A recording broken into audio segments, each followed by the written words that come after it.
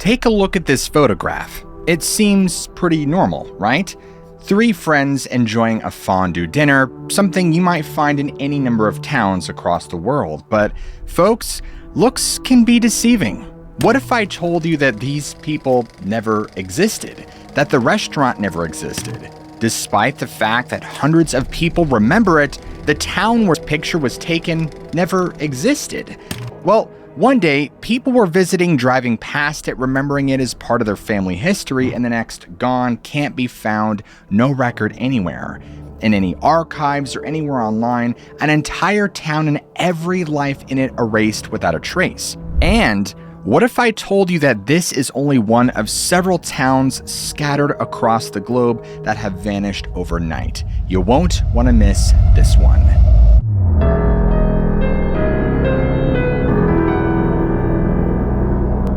What would you do if you had memories of a place that never existed? Would you think you had gone crazy? Or would you be convinced that you were right and the rest of the world was wrong? For decades, many people throughout the Midwest knew about a small town in northwestern Wisconsin called Doveland. According to what people remember, it was indistinguishable from thousands of other towns scattered across America. People remembered it being referenced around the dinner table at night. Some people even traced their family roots back to this town, or remember sipping coffee out of a mug with the name of the town written across the side. But here's the thing. It doesn't seem like Doveland ever existed. Ever. Despite all of the memories that people have had of this place, there is no historical record for a town that goes by this name in Wisconsin. But for those who do remember Doveland, that doesn't convince them. Sometime after the year 2000, people began going online, looking for more information about the town that didn't exist. Some were encouraged after they headed to Google and began typing in the search bar, only to see the recommended search results suggest plain as day, Doveland, Wisconsin. Other people searching for the town misspelled it, only to have Google autocorrect the name to Doveland. Yet, despite this intriguing ghost trace of Doveland online, the results always turned up nothing. Faced with this, people naturally started heading to internet message boards where they shared their vague memories of the town. One commenter claimed that, "I grew up around Rhinelander and I distinctly remember my dad wearing a t-shirt from a bar that said Beren's Pub, Doveland." Another chimed in to say that their family also remembered a Wisconsin town by that name, and they wrote that the freaky bit is how many people in my family from Wisconsin say they remember Doveland. Time and time again, the things that you hear are really consistent. Doveland was real. I went there, my family lived there, etc. But there just isn't any evidence for its existence, apart from people's memories and the photograph that I showed you at the start of this video. To this date, although some people claim to know who they are, none of the individuals in the picture at the dinner table have been successfully identified. But that hasn't stopped people from trying to get to the bottom of the mystery. In fact, some people determined to figure out what happened to the town that disappeared have gone to great lengths. Their search began online and ended in Wisconsin archives, but each search yields the same results. No town by that name, no map with it listed, and no indication that Doveland was ever renamed or rezoned. But if it's a hoax, where did it come from? And why do so many people seem to remember a town by that name? It just simply doesn't make any sense. And here's another interesting detail. Remember how I said that there are some big online search engines and they retain a ghost trace of Doveland in the form of an autocorrect and search suggestions? Well, Google does something else strange when you type in Doveland, or at least it did until the urban legend gained more steam. For a while, when you typed Doveland into the search bar, one of the first results would be this article about missing people in Wisconsin. The news story from Appleton, Wisconsin's Post-Crescent newspaper features in-depth coverage of the open missing persons cases in the state. And as of 2015, more than 1,000 Wisconsinites had vanished without a trace. Are the Google results trying to tell us something? Did some of these people disappear when Doveland was wiped off the map? Honestly, it's all kind of frustrating because the story is just so intriguing. So what do we know for sure about this place? Well, very little. Unfortunately, if there's any consistent narrative to the story, it goes something like this: that Doveland was situated somewhere in Wisconsin. It was there for decades until it vanished in the 1990s. As to how or why this happened, it's really anyone's guess. I mean, some people think that a dam broke and wiped out the entire town. Over 900 dams have been built in the state of Wisconsin, and some certainly fail from time to time. In fact, the tiny logging town of Warner, Wisconsin was evacuated and deliberately destroyed after the construction of a dam. But there's no record of that happening to any town named Doveland. Others believe that an earthquake opened up a sinkhole, causing the entire town to be swallowed into the earth, and that, folks, is truly what lurks beneath. All without a trace, but compared to other states, Wisconsin doesn't have a ton of earthquake activity. In fact, one survey listed Wisconsin as 49 on the U.S. Earthquake Index state rank. Another popular theory holds that Doveland was the local name of a small, unincorporated community. As financial realities changed throughout Wisconsin, Doveland simply fell on hard times and everybody left, leaving the town to collapse and its buildings to crumble. If only Doveland would have had the help of today's sponsor, PDS Debt. You see, they specialize in offering customized options for anyone struggling with debt, like credit cards, personal loans, collections, medical bills, etc. Doveland was probably in a state where they were making payments on their monthly debt and just couldn't get their balance to go down.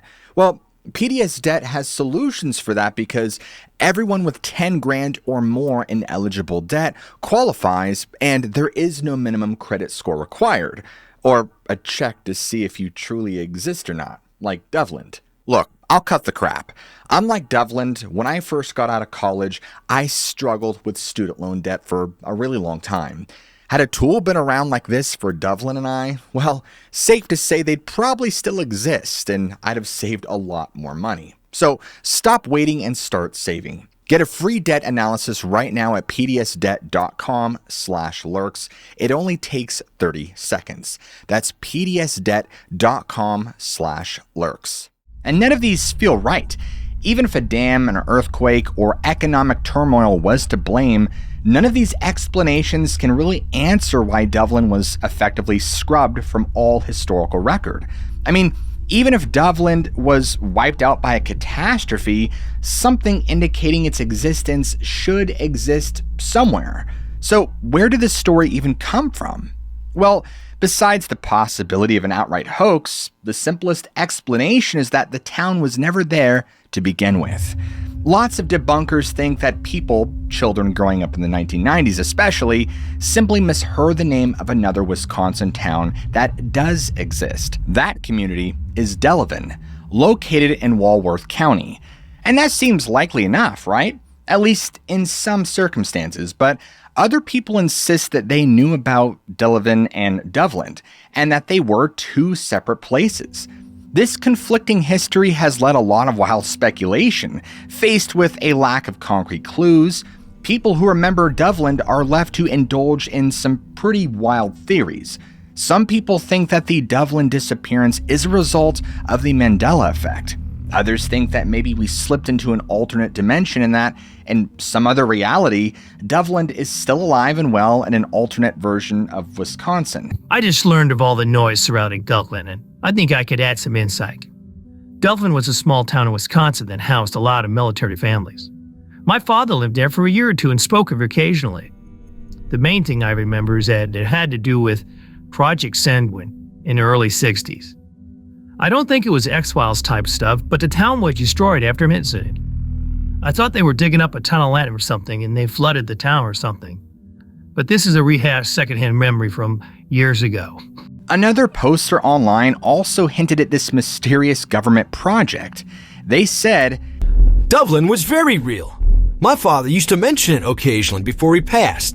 And the only reason I remember it is because I found it ironic that a town named Doveland was populated by almost exclusively military personnel and their families. I'll dig around for a shirt when back home next in early September. If I remember correctly, Doveland was built as part of Project Sanguine in the mid to late 60s. But everyone left when the project was canceled. But I thought something went very wrong. You could only dig up that much turf for so long before you're bound to have problems.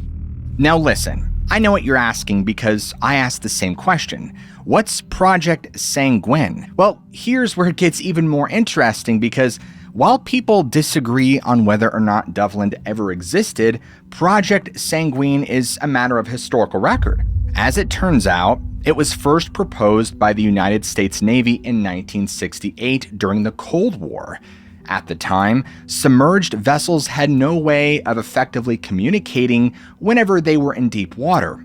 The goal was to use extremely low-frequency radio waves, or ELF waves, to communicate with these submarines underwater, no matter where they were on Earth. And the spot that they picked to construct the project was none other than Wisconsin. Now, initial plans were impractical. In fact, it was originally so large that the antennae alone would have had to use 6,000 miles of buried cables covering 2/5 of the entire state of Wisconsin. But because of the absurdity of this proposal, the project was scaled down and rebranded in 1969 as Project ELF, named for the extremely low frequency radio waves that I mentioned earlier. In the end, 2 transmitter facilities were built for Project ELF, one in Republic, Michigan, and one at Clam Lake, Wisconsin. Now, testing for the operation began in 1982, and it became officially operational 7 years later. Now, the Navy wasn't especially pleased with the results. While the radio waves enabled communication with submerged vessels halfway across the planet, the antenna was still vulnerable to nuclear attack. To make matters worse for the military, the project proved highly controversial to residents of the upper Midwest, who wanted nothing to do with the operation. And in 2004, the Navy shut down both the transmitter in Wisconsin and the transmitter in Michigan. And by that point, ELF waves were made redundant by advancements in the field of VLF, or very low frequency communication systems. According to those who hold the Project Sanguine theory, Doveland, Wisconsin was built specifically to house personnel working on the operation. And when the project was abandoned, so was the town. A more sinister possibility is that a side effect of Project Sanguine wiped Doveland out of existence. According to this theory, the lack of historical records regarding this town are the result of really one of 2 possibilities. Either a government cover-up to hide the casualties from their experiments, because they've never done something like that before, right? Or more bizarrely, Project Sanguine somehow altered reality as we know it, wiping Doveland from the earth and the history books, but not from people's memory. Unfortunately, we'll never know the truth behind Doveland. Maybe it really is just a hoax. I mean, after all, the internet is filled with similar claims, some of which are even flimsier than the Doveland story. Take, for example, the town of Langville, Montana. And if you look online, you won't find much about it, because everything about Langville boils down to a rumor of a rumor of a rumor. But there's nothing else to learn about beyond that. At least Doveland has an interesting connection with Project Sanguine. Now, another disappearing town gives us a little more to go on. In 2015, Colin Hudson at the website Strange State shared an email that his mother had recently received. It described another town that seemed to have disappeared overnight, the community of Urkhammer, Iowa. Supposedly, in the early 20th century, Urkhammer was a small, unremarkable town lurking off of Route 41. According to the stories, around 1928, Urkhammer basically just faded out of existence. Colin wrote this. Aerial photographs showed only empty fields where there should have been homes and streets and stores surrounded by farms and waving fields of grain. A week or so later, a lost tourist had his Marmok Sleester topped off with gasoline at the Urkhammer Esso station. Then, 2 miles beyond the town's borders, discovered that his tent was empty. He walked back to demand a refund from the conniving general store and gasped out before him, only to discover that regardless of how far he walked, the town remained the same distance ahead of him. Fortunately, another motorist picked him up after an hour or two and replenished his car's fuel supply. But the man had been shaken to the core and required a prolonged sojourn in an alpine sanitarium.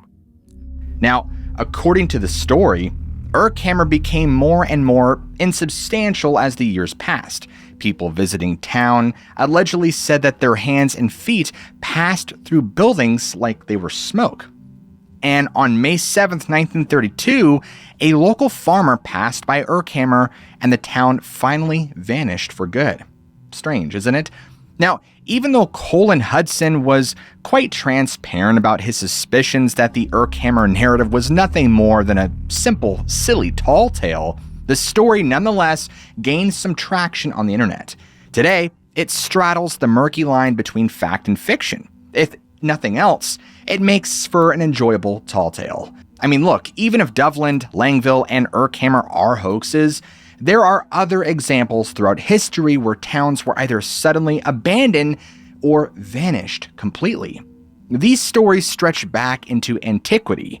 For example, Celtic folklore holds that some islands, including the mythical High Brazil, were always invisible except for one day every 7 years.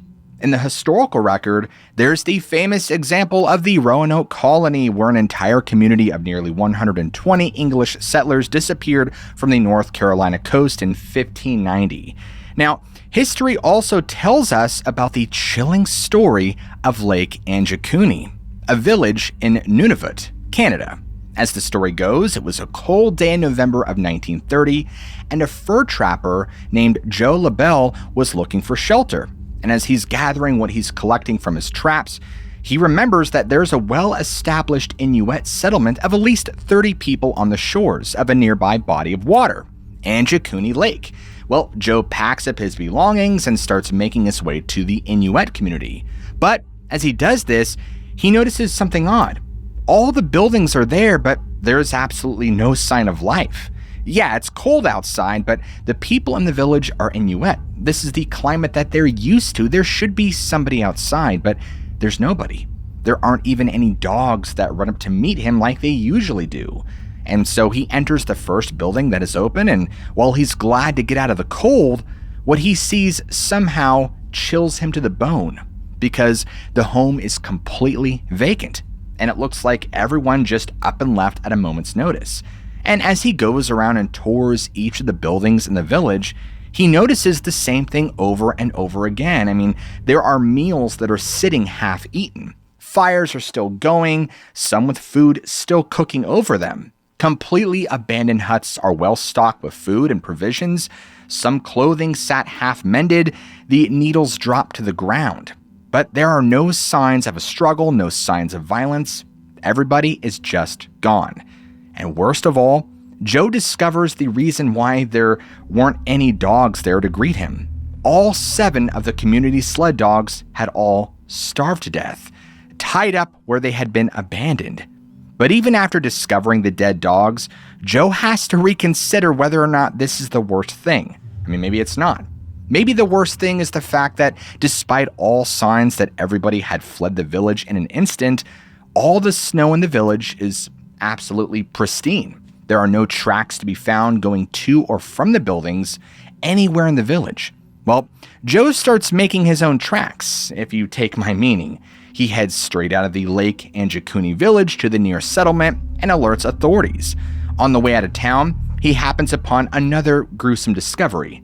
A human grave on the outskirts of the community has been dug up, and it clearly wasn't done by an animal. It was done by something with hands. Now, needless to say, Joe heads straight to the authorities when he reaches civilization, and there he tells the Royal Canadian Mounted Police all that he's seen. Well, they immediately follow him back to Lake Anjikuni Village, and when they see the empty town, they are just as perplexed as Joe and promptly launch an investigation. And the results of this are conflicting because people have added to and embellished the story over the years. I mean, some people say that the RCMP discovered every grave around the settlement exhumed, the headstones stacked in piles along each hole in the earth.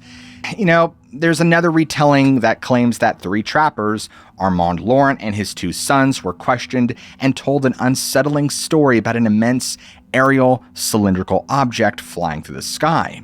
The object transformed into the shape of a bullet in mid-flight and headed in the direction of Lake Anjikuni village. There were also claims that the investigators sometimes saw strange lights pulsing in the sky above the settlement, although this could have easily just been the aurora borealis. Supposedly, the RCMP determined that the Inuit citizens had abandoned the village 8 weeks earlier, a detail that, like a lot of the story, doesn't quite line up with the state that Joe LaBelle found the village in. I mean, if it had been abandoned for 8 weeks, then how was their food cooking over a fire, and how were their fires going? I mean, come on. Now, over time, many have come to regard the Lake Anjikuni village story to simply be a hoax, or at least to be so polluted by rumors that there's no way of determining the actual truth. This seems to be backed up by RCMP historian S.W. Horall, who in 1988 wrote, "Many years ago, the members of the Royal Canadian Mounted Police, then retired, who had served in the area at the time these events were purported to have happened, 1930, were asked for their comments on the story. They could not confirm it, recalled nothing like it, and were astounded that such a ridiculous tale could be believed. Our files were carefully searched. No strange craft was ever reported. No one named Joe LaBelle ever came to the RCMP in panic about Lake Anjikuni. The RMCP did not send out any search parties. The only records we have on the story are copies of letters to correspondents like yourself, informing the writers that the story is entirely fictitious." But consider this. Joe LaBelle was a real person, a fur trapper who usually worked in Manitoba. No one disagrees on that point. And if he indeed ran across the abandoned village, he most likely took the secret to his grave. Now, each day, the residents of a small village in the heart of a Brazilian rainforest received a shipment of trade supplies from a neighboring community known as Hoer Verde. But on the morning of February 5th, 1923, something happened. Or rather, something didn't happen. Everyone waited on the dock in the river for the boat from Hoer Verde to arrive, and it never came. Right away, everyone realized that this was highly unusual. Had something happened on the river? Had the boat capsized? The villagers needed the supplies, so instead of waiting for an answer, they decided to go downriver themselves in the hope of reestablishing contact. The first thing they were looking for was any sign of the boat, and they found it. It was still tied to the dock at Hoer Verde, and there was no one at the dock to greet them. In fact, there didn't seem to be anyone anywhere. Hoer Verde, a community of 600 people, seemed entirely abandoned, and by now the other villagers are on high alert. They're wondering what is wrong, so they dock their own boat and disembark. Slowly and carefully, the visitors make their way through the empty streets, and for a while, the only sound that they hear is the creaking of signs in the wind. When they eventually gather the courage to enter some of the homes, what they find is very reminiscent of what happened at Lake Anjikuni. Doors and windows sit open, tables are set for dinner, but all the plates still have food. Personal items have been left behind, and as in Canada, there is no sign of violence or a struggle. Everybody is gone. Eventually, the visiting villages decide that they can't go on any further. They send help from the nearest town, and after waiting for a while, authorities arrive. And what they discover is easily the most disturbing part. It began with a pistol, and it sat in the dirt unattended, but the smell of gunpowder lingers in the air. It has recently been shot. The pistol is collected as evidence in the hope that a forensic team might be able to shed light on what went down in this abandoned town. Well, the authorities continue their investigation, and after conducting a thorough search of Hoer Verde, one building remains, the schoolhouse. So the investigators slowly enter the building, and they call out to see if anyone is still inside. Maybe there's a child hiding somewhere, one old enough to help them understand what happened. But everywhere they look, they find the schoolhouse as abandoned as the rest of the village. Like every other building, it seems as if everyone just up and left in the blink of an eye. Now, from the front of the classroom, one of the investigators shouts, "They found something." The others draw closer. The person at the front of the room is pointing at the blackboard, and there, written in chalk, is a simple phrase in Portuguese: "There is no salvation." Like the Lake Anjikuni village story, the tale of Hoer Verde is shrouded in mystery. No one knows for certain if it's true, or even if it is, how true all of the details are. It's a bit like Doveland in a way. If the story of the disappearance of Hoer Verde is as presented, and look, who knows, then there are a variety of possible explanations. I mean, the wilder ones claim that the townspeople were sucked into a black hole that somehow materialized in the Brazilian rainforest. Not only is this hard to prove, but you think that something like a singularity would have damaged the buildings, if not swallowed the entire planet. Of course, there's always the alien angle. But this is even flimsier than the Lake Anjikuni village story, because at least there was someone who supposedly saw a UFO in that account. There's no indication of that anywhere in Hoer Verde. One of the most plausible theories draws upon the geopolitical issues in Brazil at the time. Artur da Silva Bernardes had just been elected Brazil's 12th president the year before, and came into office amidst a sea of political turmoil. Changes in the government had spawned guerrilla activity in the jungle, and it seems just as likely that Hoer Verde, if the town ever existed at all, fell prey to the guerrillas or bandits. I like to think that if this theory is accurate, the citizens of Hoer Verde weren't taken hostage or killed. I like to think that what everyone saw on February 5th, 1923 was simply the aftermath of a successful evacuation of the town, and that these citizens went somewhere else to live long, happy lives. Now, the last town we're going to talk about today is known as Ashley in Kansas.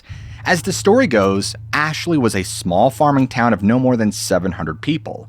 If this wasn't a town where everybody knew everybody, then I don't know what was.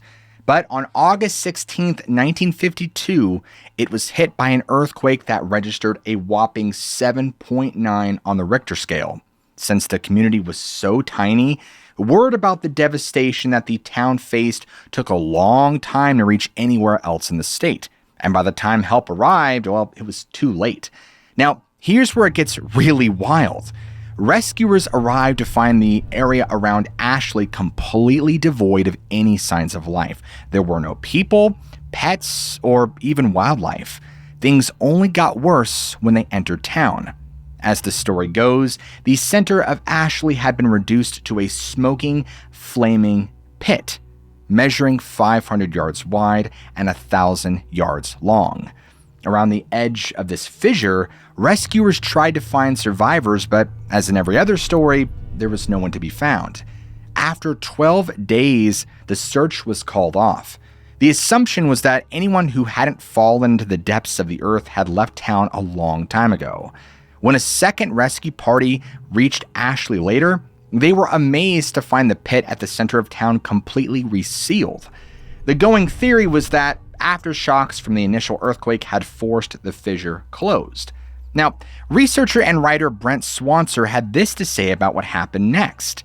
Taking things deeper into the bizarre, further investigation would supposedly turn up a variety of strange phenomena that had plagued the area before everyone had seemingly disappeared. Allegedly, on August 8, there was a report coming from a local by the name of Gabriel Jonathan, who claimed that he had seen a small black opening in the sky. And not long after that, police were deluged with calls reporting the same exact thing. The following morning, a police officer from the nearby town of Hayes by the name of Alan Mace was sent in to investigate, after which he would radio in to claim that he had been headed down the only road towards Ashley, but had somehow found himself back into town of Hayes. Despite the fact that he had not turned around, he had apparently been rerouted by some mysterious force.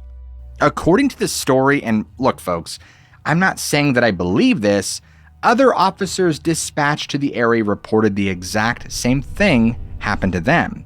And there were other claims too. In the days before the quake, the skies turned black at midday, strange red and orange flames shot through the clouds above town, people vanished without a trace, citizens claimed visitations, and full-blown conversations with their deceased loved ones. In one terrifying example, a woman by the name of Phoebe Danielski claimed that her daughter said she had talked to her father, who had been dead and in the ground for 3 years at that point. Phoebe's daughter kept making references to trying to go outside to join them. It's a truly disturbing story, but like everything we've talked about today, remains wholly inconclusive. Summarizing the story of Ashley, Kansas, Brent wrote this. It certainly does not help that no such record of such a large earthquake can be found anywhere in the history of the state of Kansas, nor any news stories on the matter in Hayes newspaper archives. But when has this ever stopped a good conspiracy theory? There are those who maintain that the event was merely covered up, and that this is why it does not appear in public records. But there is no way to really know if the town of Ashley, Kansas really did vanish or not, or if it even ever existed at all, and it remains a creepy yet unverified, almost certainly fictional story that is nevertheless just believable enough to create an air of believability, and has thus generated a fair bit of discussion. So, what do you think? Can entire towns just vanish overnight? If so, why aren't there any records? Is it because we've slipped into an alternate dimension, or because of a government cover-up? I mean, I want to know what you think. And because all of you watching this episode have reached this far, I want you to comment below, won't you take me to Funky Town? So that way, I know who made it to the end of the video and who didn't. And if you want to see more content just like this, where we dive into strange cases of the mysterious and supernatural, then what are you waiting for? Smack that like and subscribe button right now. Do it. I dare you. For more content just like this from yours truly. And never forget, I love you all, keep an open mind, and I'll see you all in the very next episode.